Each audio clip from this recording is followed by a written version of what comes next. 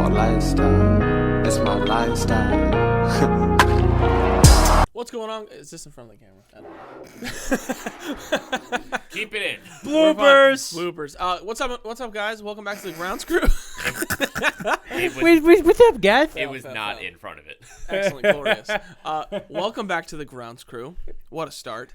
What a start to the day. I am your host, Josh Gerson, along with my co-host, Bill Rome. What up, guys? We just got done with a insightful conversation about the new Doctor Strange movie. If you haven't seen it, go see it.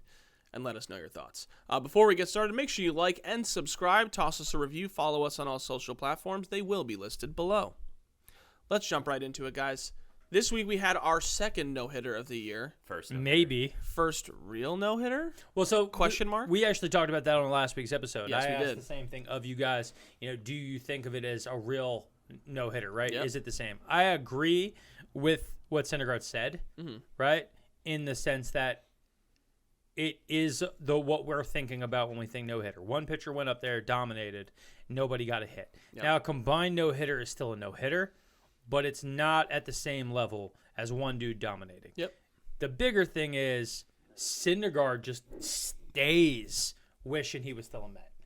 And I love that. I love that, like, him and I forget the pitcher's name. He's from Long Island. Yeah, Marcus Stroman, who's had a terrible run of it as a Cub. They just stay wanting to talk about being a Met last year. And I love that. I know you miss it. Good luck in the future. And good for Reid Detmers, because if Reid can turn out, he's a good prospect, 22 years old. Like, if he can be a guy for them, all of a sudden, they got two guys who are borderline aces in Syndergaard and Ohtani. And they've got another guy who might be a legitimate number 3 candidate in Detmers. Mm-hmm. You're humming. You got what you need to go. I still think they need to figure out one or two other positions, but you look at their lineup. Their lineup's great. They got like 4 or 5 guys who have 800 plus OPS. Mm-hmm.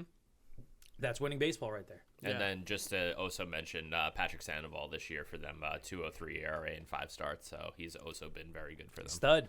Love that. And listen, we talked about it. That was the thing they needed. They needed to get more consistent pitching, get their offense in order. They've had a lot of guys who, beginning of the season, we didn't necessarily talk about as like guys that were going to be key contributors, and they've had a bunch. Marsh, Ward, obviously Trout, Ohtani. Like all of a sudden, Walsh.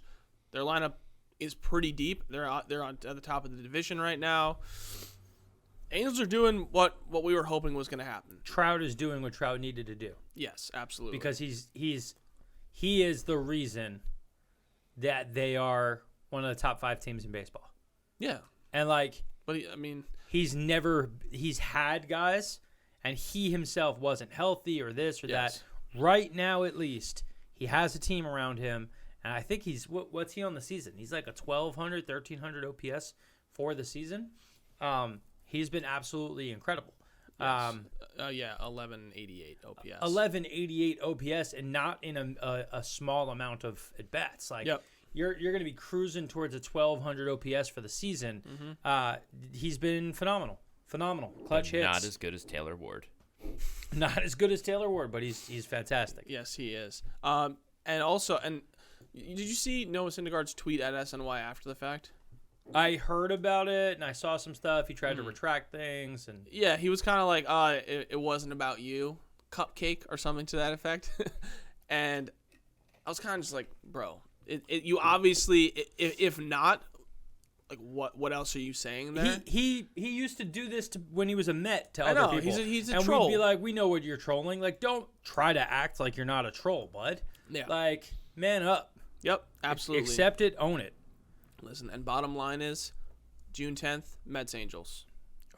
So beautiful. So we'll be at the game. Yeah. Is it home? I don't know. No, they're at the Angels. That's okay. That's a quick trip from Omaha. Facts. But yeah, that'll be interesting to see. Honestly, by that time, I mean, God willing, they'll both be in first place still, and it'll be a clash of the Titans. Here's hoping. Yeah. Other news this week, actually it was yesterday, Christian Yelich hit his 3rd career cycle. Good for Yelich. He needed to climb back out of the hole that he kind of had for the last 2 years. Kind of. And maybe that wakes him up. Because when he's doing it all, he's got all this ability. He can hit for power, and he's got big speed. Mm-hmm. Guy's been mashing it a little bit. Not definitely. I really was kind of surprised that he has fallen off as much as he did. Same with Bellinger. He's come back big time, though. At the beginning of the season, he was garbage. But Yelich right now, 259 batting average, 5 home runs. His OPS is 838, so he's getting back to form. Mm-hmm. It's definitely good to see. Yeah. Okay, excellent. And then I think, I'm pulling it up right now, the Brewers have kind of been struggling, too, in their last few games. They're 5-5 in their last 10. They are still on top of the NL Central right now, but they just haven't been playing good baseball. And I feel like do we agree as a unit that we had the Cardinals for the NL Central? I think we had the Cardinals for the Central. Because I still think they're a quality team, and as much as the Brewers pitching staff kind of carries them, I just don't have as much faith in their offense. They're kind of streaky, whereas I feel like the Cardinals is very consistently good, and obviously a lot of veteran guys on there, so I think I'd still rock with that as my pick. But we'll see how it keeps unfolding. We're only, 30 games in? 30-ish games? A little more, so. Depends who you are. Yeah. But you know who has been hot in the last 10? The New York Yankees. Yankees have been hot for more than the last 10 now. Yeah, they've been doing extremely well. On top of the AL East, just ran through the Blue Jays pretty nicely. 8-2 in their last 10. And they finally passed the Mets for most wins in baseball. Yep. You know, Mets had been holding on to it. Mets had played a couple more games than everybody else. But Yankees up to 22-8, like in their 30. They're that's crushing. Yep. And White Sox are, running into them at the wrong time. Maybe the flip, because that team's been pretty solid of late as well. The White Sox? White Sox. Yeah, they're bouncing back a little bit. But who has been interesting to watch in the first bit for the Yankees? And we talked about him last week. I'm going to talk about it again this week because he's been going off. Aaron Judge. And we're going to get to this later in the show, but he is already in the conversation for MVP. For sure. And it also got shut down that he's even, the talk of is he going to get a contract extension? Like, are they going to do it? And that got shut down by Cashman. He's like, well, I'm not even going to talk about it right now. Mm-hmm. Like, that's not even a thing for us right now. But Judge is on pace for 100 home runs. Still, he's batting 288 with 10 home runs. Say whatever you will. 965 OPS right now. He's been great. And that's really only slightly better than the player that he's been. His career OPS is 941. This season's 965. He's just this good. Yep. The biggest question always just comes down to how many games is he going to play? Last year, 148. Outside of the 148 he played, he had not played over 112 games in 4 years. 2017 was the last time that he played over 120, 130 games. And ultimately, at the end of the offseason, the biggest thing is going to be, is Cashman going to give him that offer? Or is Judge moving on, right? And that's what we'll have to wait and see. But the Yankees have been incredible. They found themselves in first place. They're the best team in baseball. And they're followed closely by the Angels. The Angels have been extremely hot. But you know who else has been doing phenomenal? I know who it is. What time is it, Dennis? Ohtani. Here's his watch. So the Shohei Ohtani watch, he's been stellar, and he's starting to heat up. I'm pretty sure last 7 days he's back up over 1,000 OPS as a hitter. He also is sporting a roughly 2.5 ERA on the season as a pitcher. His last 7 games, he's 333 batting average, 1049 OPS. Right, so crushing. Like that. And he's back to being himself. Ever since he gave his bat CPR, the world has been a better place. But that team's been super surprising. Mm-hmm. A guy who's been sneaky, like, I don't know what's going to end up happening, is Rendon. Right? Rendon has been kind of up and down. They still have him high in the lineup. But he had his best moment of this season. Take us through it, Jay. Well, the Angels were putting a stomping on the Rays. I believe it was 10-0 at the time. Brett Phillips on the mound, because that's what the Rays do. They want to conserve pitching, so they're going to get a position player out there. And in good fun, Anthony Rendon hopped there, batting lefty, and one swing of the bat took Brett Phillips deep and shocked the world. Shocked the world. So this is my question after seeing this. Yes. If a game's out of hand like that and they're bringing in position players to pitch, should everyone bat opposite? Mm-mm. No? No, because this goes back to, like, you should pummel the other team. Like, I don't think that you should ever take... Because it turned into a men's softball game. They had, like, 4 home runs in a row. I think that genuinely, like, if the other team has quit, you can do whatever you want, right? Yeah. But you always run the risk of a team making a comeback. Yep. Mets made a big comeback. I don't think you're going to come back down, 9, 10 runs that late in the game. That's, rare. Were the Mets down 7-1? They were down 7-1. And then they came, but I'm saying 6 runs. Yeah. 6 runs different than 10. Sure. Right? They ended up winning 12-0. At some point in time, like, you're far enough ahead that you can start making your choices, but I think teams should just absolutely wallet. You want to save pitching, that's fine. Mm-hmm. I'm going to crush your plus minus for the year. Like, I'm going to put you in a hole. I'm going to, like, embarrass you. I'm going to make your fan base want to quit being your fan. Like, I think you should absolutely torture. And listen, Brett Phillips is fun, and like it is, it's cool. He pitches, whatever. It's funny, but like I also still like I'm not a huge fan of the position players pitching thing. I understand the element, but also like effectively in terms of the game, you're just quitting. Well, at this point though, Phillips has popped off a 90+ mile an hour fastball. Yeah, over the plate. But hit the home run from Rendon was on a 54 mile an hour right, fastball. Well, but that's what he does to be deceptive to some degree. Sure, is he's like, I'm gonna throw these balls that completely mess up your timing. I'm gonna go from 50 to 75. I'm gonna go back to 50 up to 90. Like, and that's how he creates deception because he's not throwing anything but fastballs, right? Mm-hmm. So like, I understand it, but like to me, I think that like, I'm fine with the position players throwing. Mm-hmm. I just think that, like, they should take it more seriously. Like, there should be, if you're going to do that, make all your guys practice. Like, make more than Phillips be the guy who can go up there and chuck. Like, who throws lefty who's a position player? Like, hey, we're going to have you pitch because we don't want to burn arms, but we just need somebody who can throw it over the plate. Mm-hmm. Practice. Do something with it. When you get up there and he can tee off, the bigger question is, Rendon, how come you can't do that when you're batting normal right now? Because he's back below the Mendoza line. Speaking of the Mendoza line, this is a tangent I would like to get off on. Okay. So I was as per usual, I'm listening to the Mets broadcast, and they're talking about the Mendoza line. It's been a very long time since he was even a player in the show, and we're still calling it the Mendoza line. Do we think we need to change the name of the Mendoza line, and instead of it being the Mendoza line, do we start calling it the Joey Gallo line? Because when's the last time Joey really batted above 200? In his last 5 years, last 5 seasons, Joey Gallo has batted over 200 exactly once. And the 187 he's currently rocking is worse than when he was batting 160. Right? He had a 199 in 2021, 181 in 2020. Then we had a 253 outlier in 2019. Then we're talking 206, 209, an injury short in 2016 that we won't count, and 204 his first year in the league. It is the Joey Gallo line to me.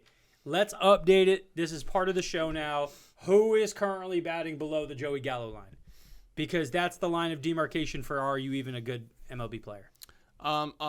I understand that, and I would say it's not quite as catchy, honestly, but it is in terms of modern, for sure. It is the Joey Gallo line, and it's interesting that because if you look at the rest of the league, right? If you got somebody batting what'd you say, 180? He is currently batting a smooth 187. 187 with a 611 OPS, and that's garbage. That's pretty terrible. Yeah, and most teams other than the Reds would probably consider sending you down.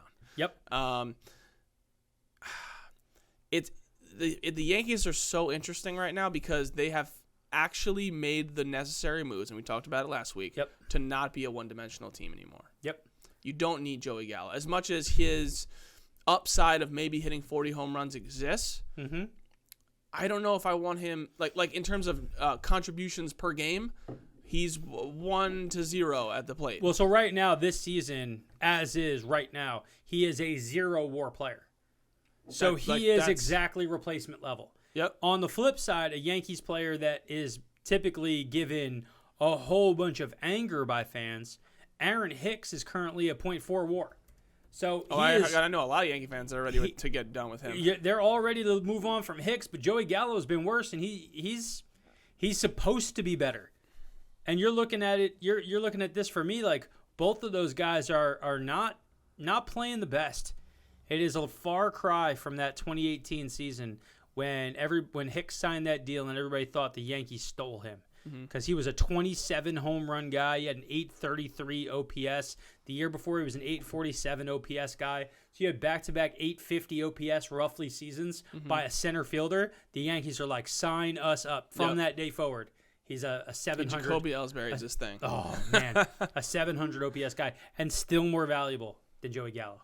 That's crazy. You know what's interesting, too? There's a lot of people that are below the Joey Gallo line who typically are not. Okay? One that sticks out to me a ton is Marcus Semien. Semien struggle bus. He's batting 165 right now.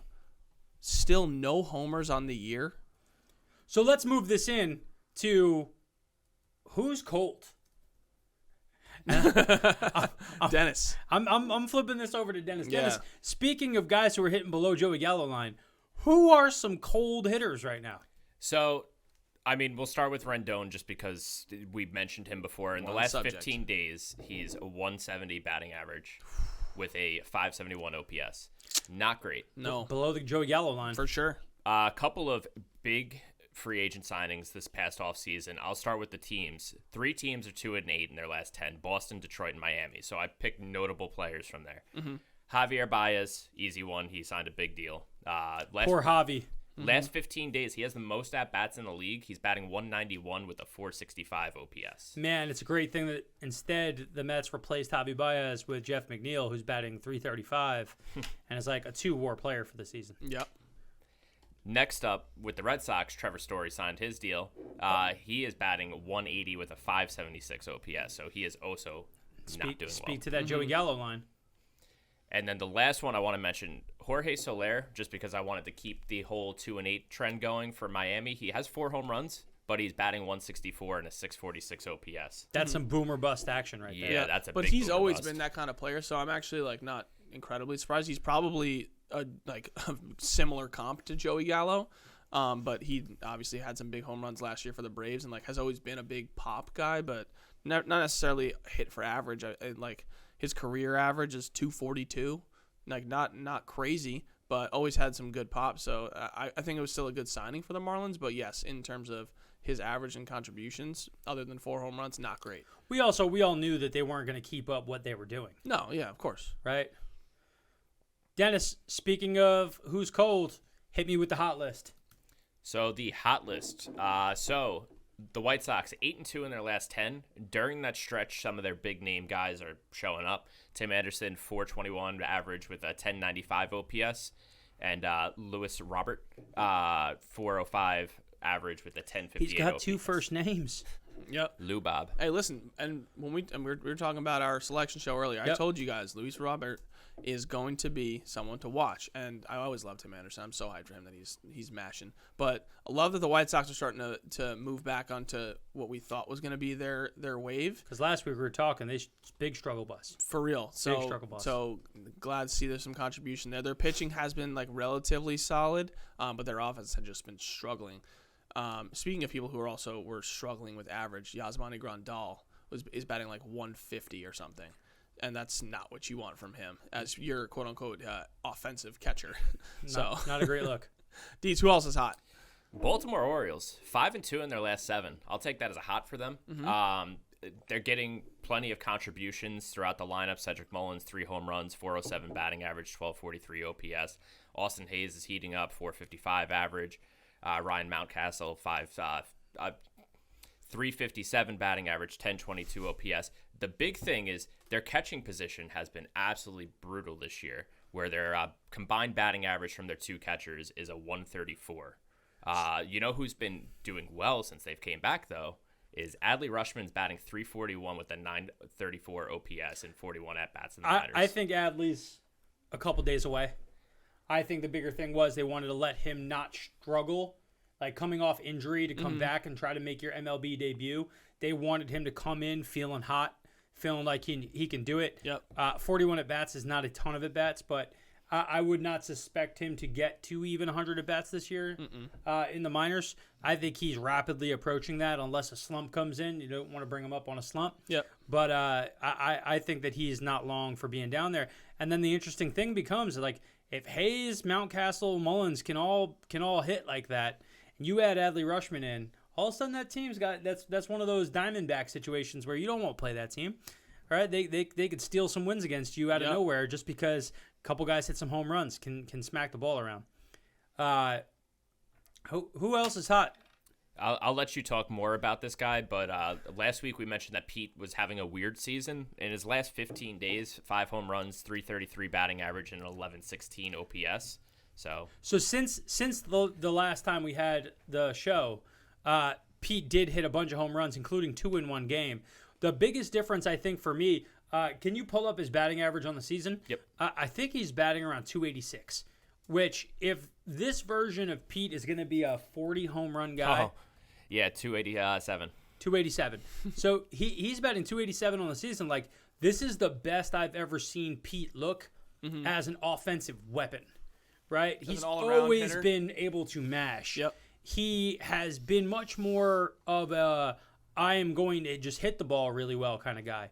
And in the past, I feel like he'd go a couple of games. You know who he reminds me of when he was swinging? He was like Francisco Lindores. There'd be this kind of stretch where he'd strike out a bunch and look like he's not even seeing the ball out of the hand at all. And then all of a sudden he'd go and he'd have a tear of 7 games where he bats 600 and you can't get him out. Now I just feel like steadily every single day, Pete Alonso is one of the best hitters on the field. Especially in clutch situations. Yes. 2 outs, runners in scoring position this season. He's had 10 at-bats.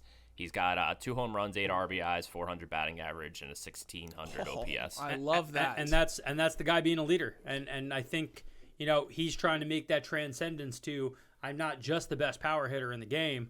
I can also be just a phenomenal hitter, which has been impressive. So Pete's red hot. Pete's red hot. And then last team I'm going to mention here is the Cincinnati Reds. They have doubled their season wins in the last 5 games, so they won 3 of their last 5. They've had no Joey Votto or Jonathan India in that stretch. So during that time, Brendan Drury and Tyler Stevenson have really stepped up. Drury batting .421 with a 1436 OPS. Stevenson now, if you're a Mets 375. fan, this is not unfamiliar to you. Yep. Brandon Drury was one of the best hitters for the Mets last season, and he absolutely scorched. And I think that they're just giving him the opportunity for the first time. The Yankees didn't do it for Drury. The Mets didn't provide it for Drury. This is now a time where he's like, go ahead, be a hitter.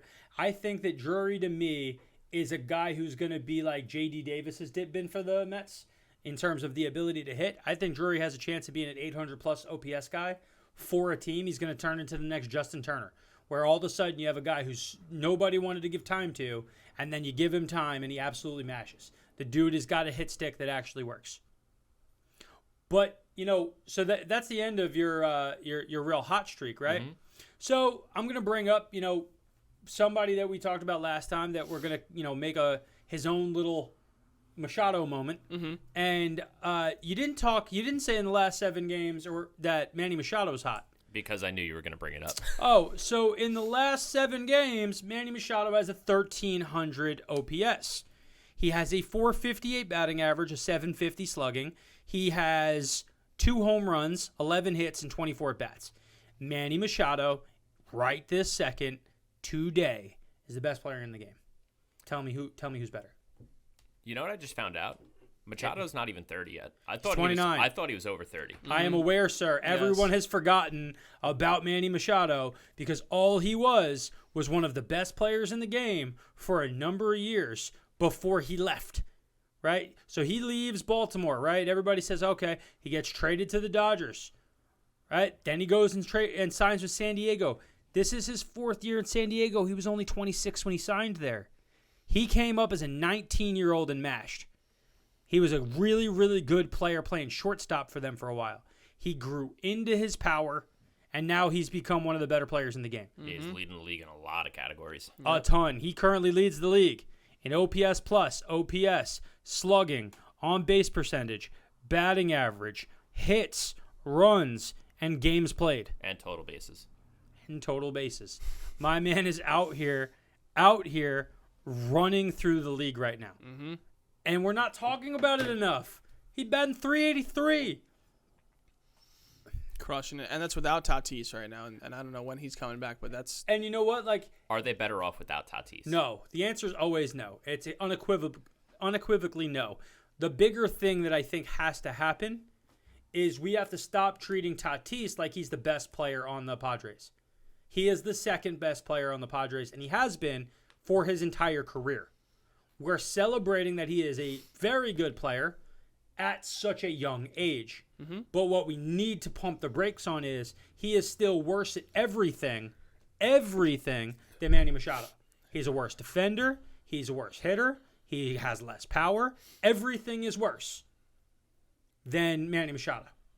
And I think we got to bring back the shine that Manny Machado's in the same conversation as some of the elite players in the game as being an MVP candidate. Because I would tell you, I would 10 out of 10 times, I'd rather have Manny Machado than Bryce Harper. And not to mention the second highest average in the National League is their first baseman, Eric Hosmer. How's Hosmer been over the last 7, though?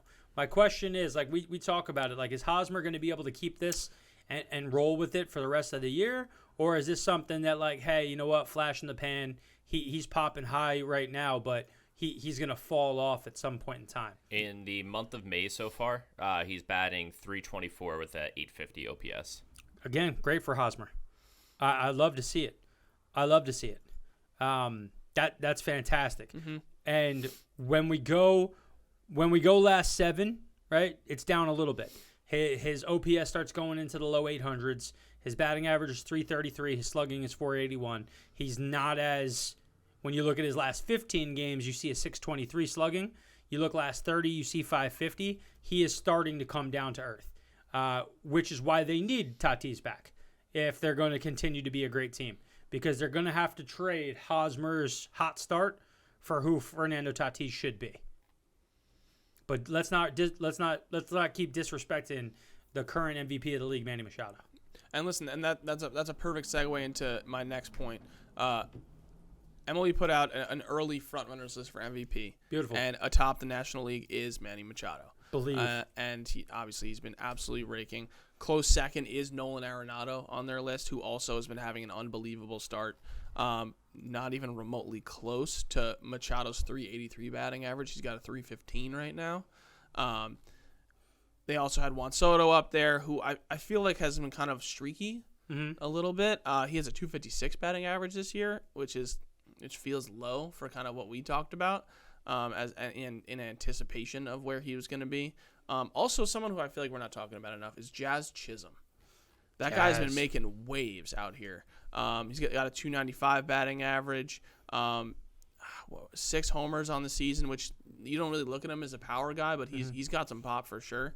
And unfortunately, being on the Marlins, I don't think he will ever really be talked about enough unless the Marlins happen to get crazy hot. In the National League, however, somebody... American League? American League, apologies. American League, obviously Mike Trout's up there. Yeah. And me and Dennis were talking about it pre-show. Is it boring if Mike Trout wins the MVP? No, because I actually think he stopped winning it because he wasn't playing well enough to earn it.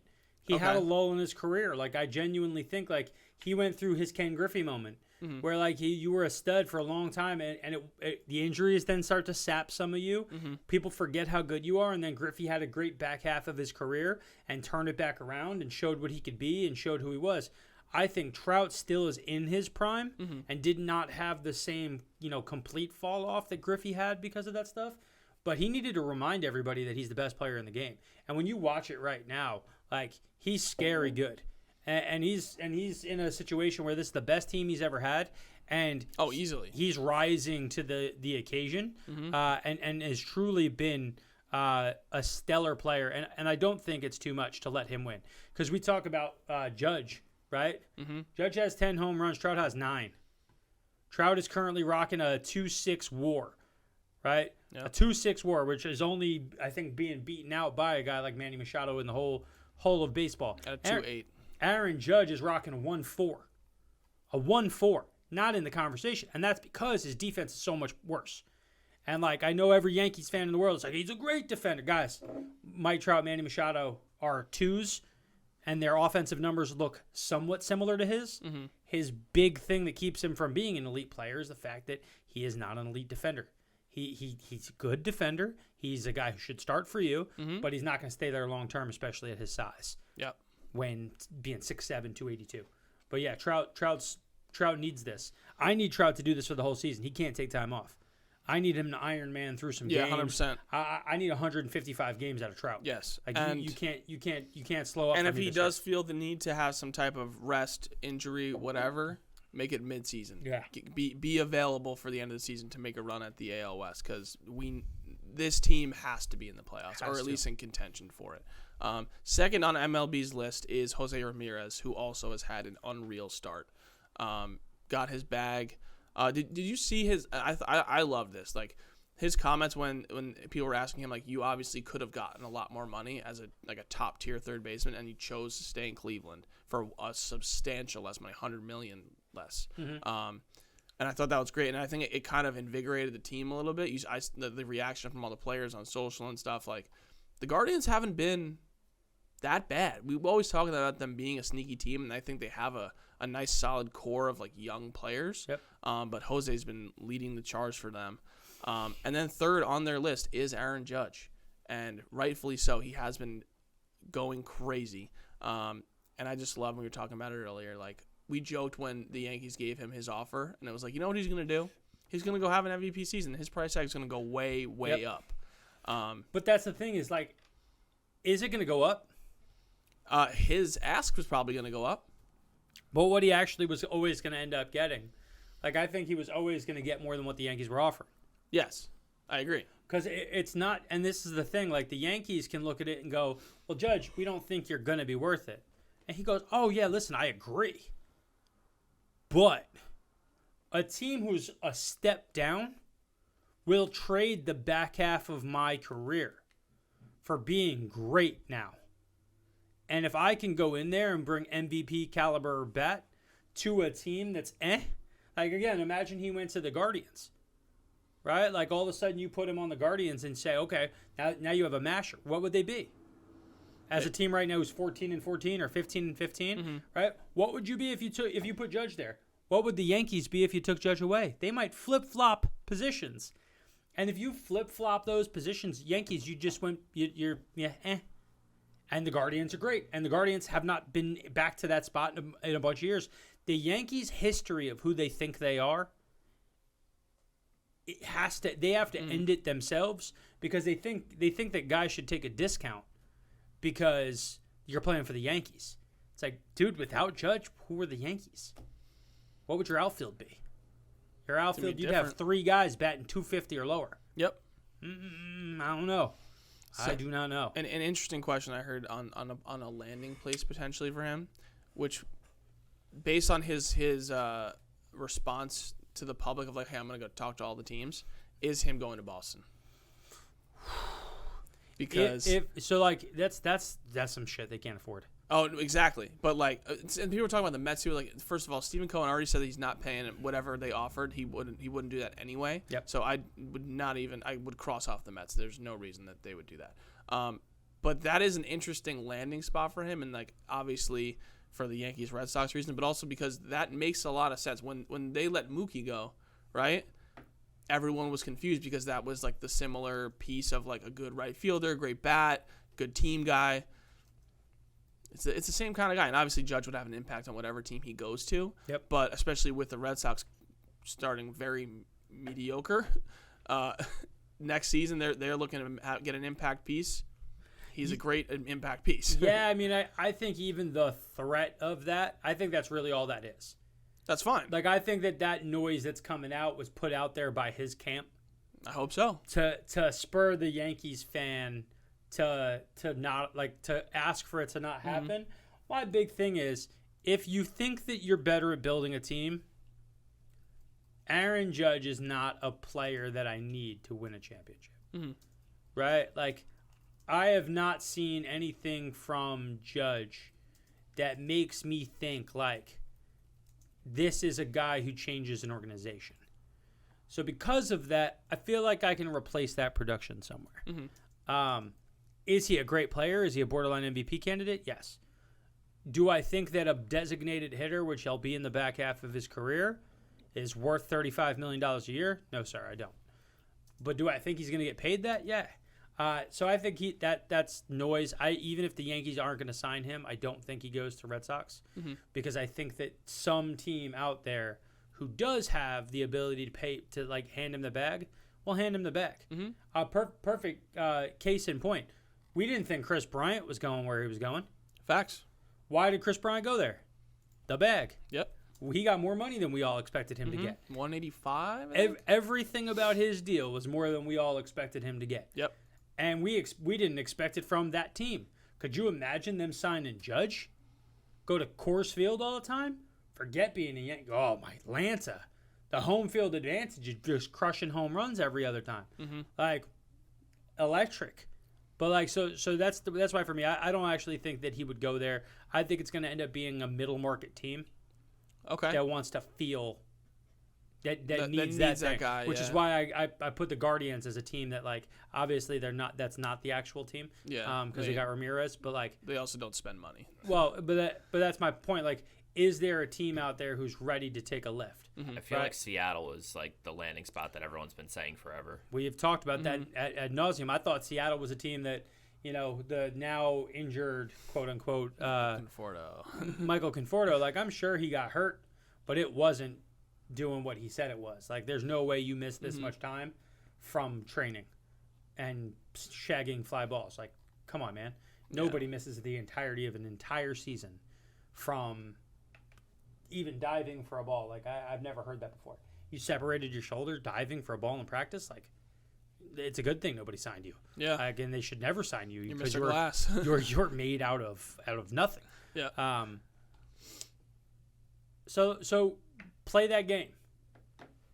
Where, like, lock it in now. Where do you think Judge goes? Where do you think Judge ends up? Is he back as a Yankee? Is he signed in division? My two thoughts right off as soon as that was a conversation was him get back with the Yankees and then pay him a little bit more money and they figure it out, or the Dodgers.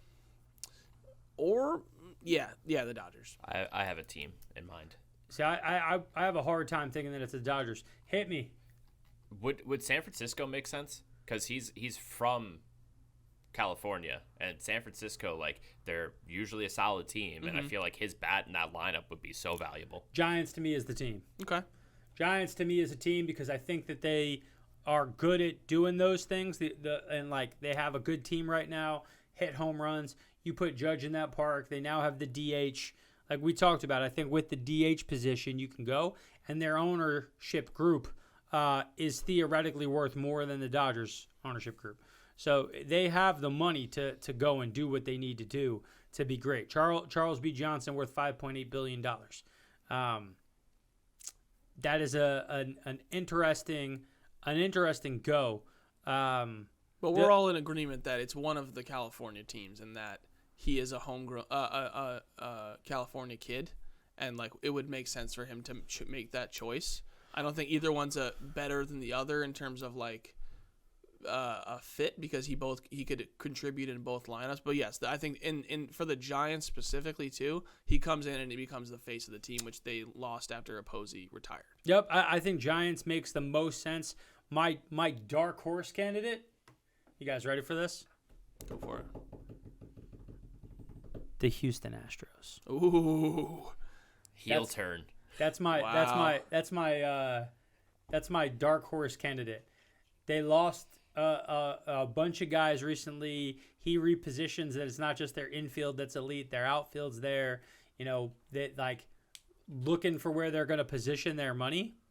I would love to see him turn heel and go Astros. Again, do I think that's what happens? No. But could the Astros throw an offer out of him going to one of the Yankees' rivals is absolutely a thing. And it's not even a direct rival, right? It's a rival. Yankee fans hate Astros. Hate 100%. Yeah. He has to know that he's doing it. But if the Yankees offer $28 million a year and Houston offers 34, You going there? He's going to Houston. Yeah. And that's what I think is fun and spicy. You know what I think is going to be interesting, too, to see? Is it one of those situations where the Yankees gave him their offer, right? Potentially it was their best offer.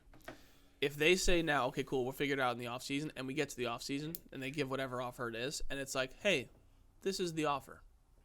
Period. If you don't take it, okay, we're done. And I could see it ending that quickly, and then all of a sudden it's, who's going to get Aaron Judge, the crazy moment. Yeah.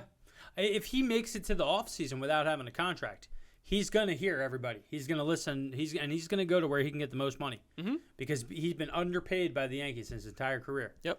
He is going to go and cash in the bag. He has nothing to say. Guys, you get no discount.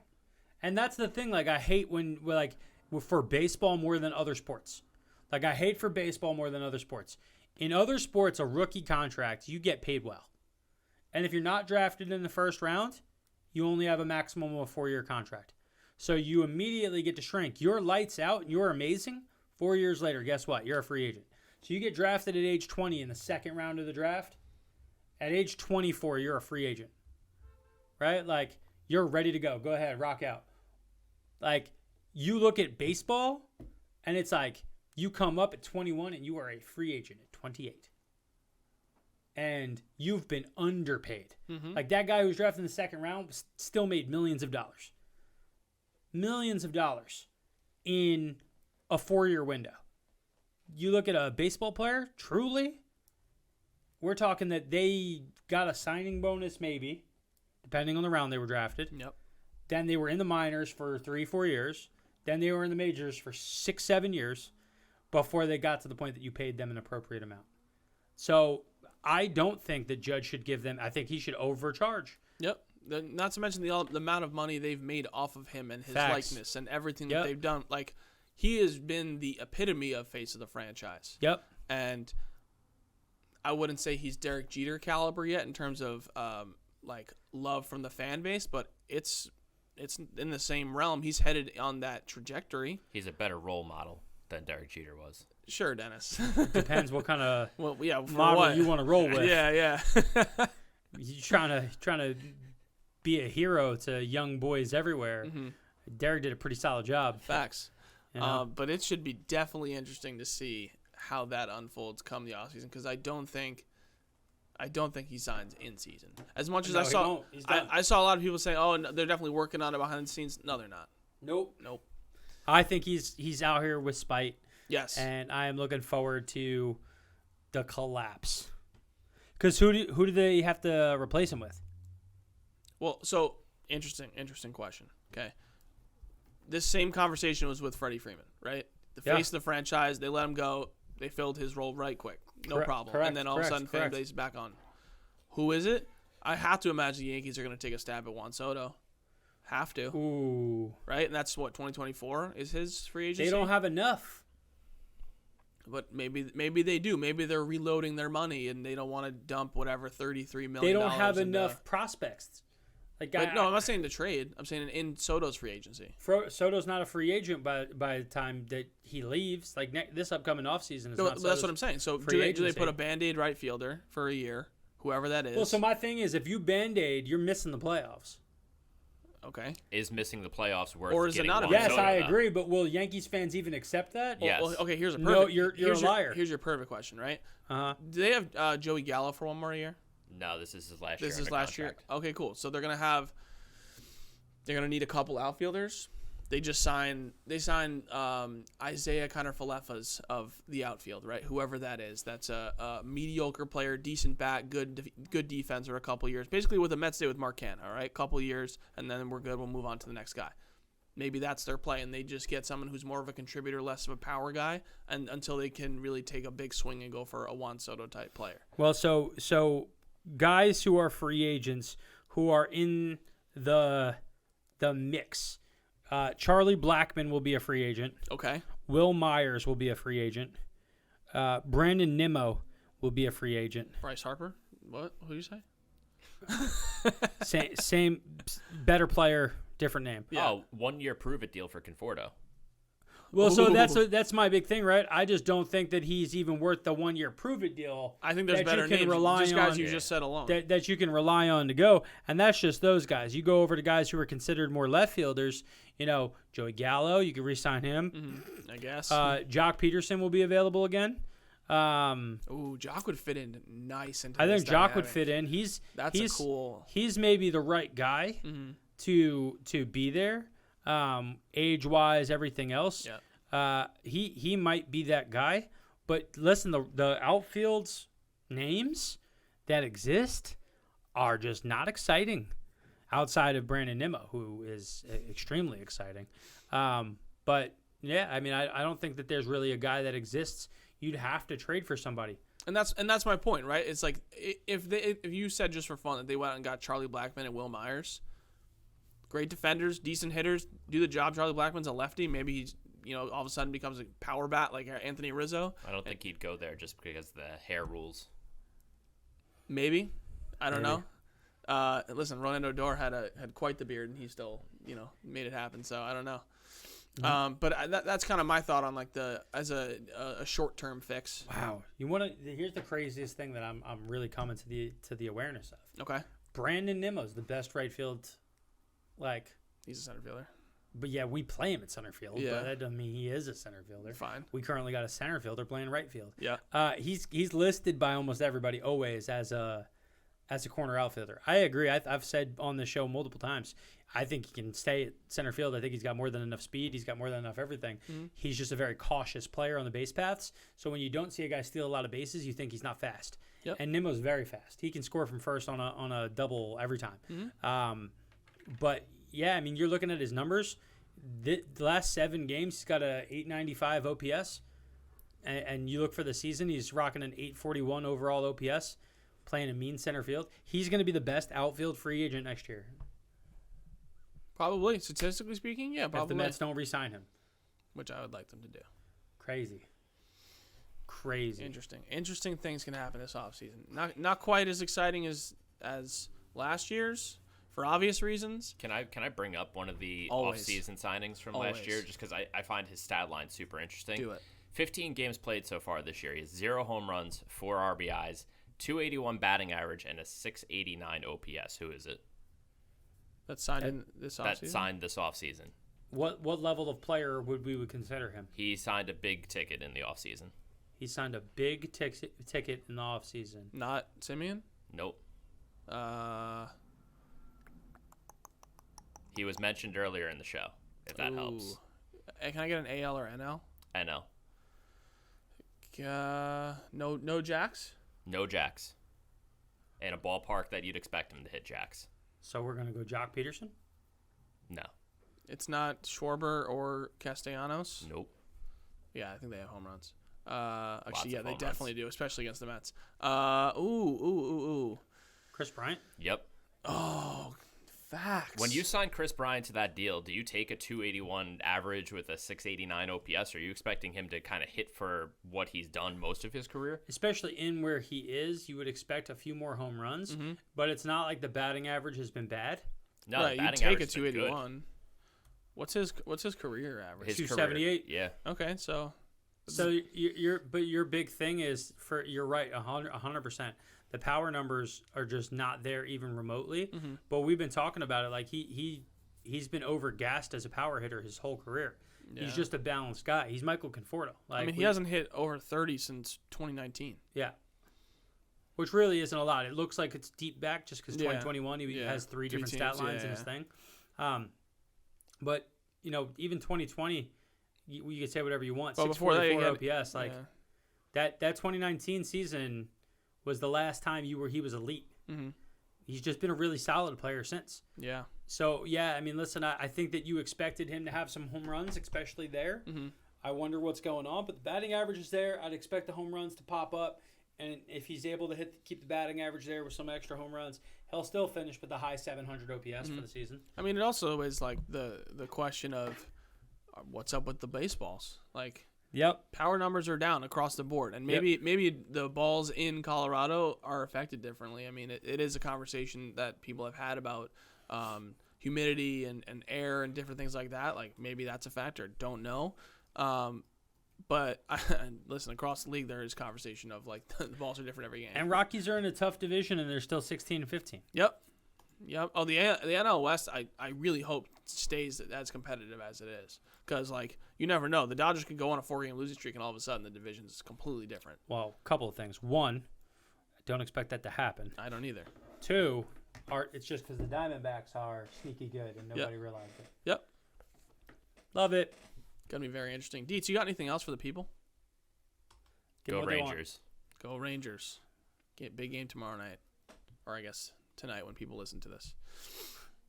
Cool. Appreciate you guys. Absolutely. Make sure you like and subscribe. Follow us on all social platforms. Like I said, they will be listed below. And we'll see you guys next week. Later. Baseball lifestyle, it's my lifestyle.